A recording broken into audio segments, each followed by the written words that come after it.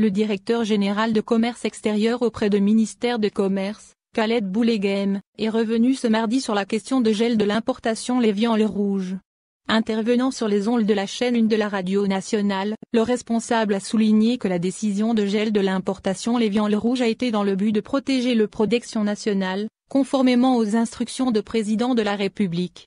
Ces mêmes instructions, précise encore l'intervenant, visent à rationaliser les dépenses publiques. Dans ce sens, il a indiqué que l'Algérie avait importé en 2019 pas moins de 200 millions de dollars en viande rouge, ce qui requiert une révision de cette politique.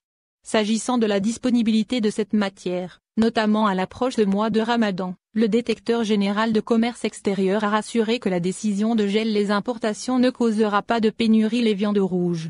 Selon lui, ces services travaillent en collaboration avec d'autres services afin d'assurer la disponibilité de ce produit dans les marchés et avec les prix abordables. Les exportations algériennes fortement impactées dans un autre contexte. L'invité de la radio a indiqué que les exportations algériennes hors hydrocarbures qui représentent 92% ont été fortement impactées par la situation sanitaire engendrée par l'épidémie de coronavirus.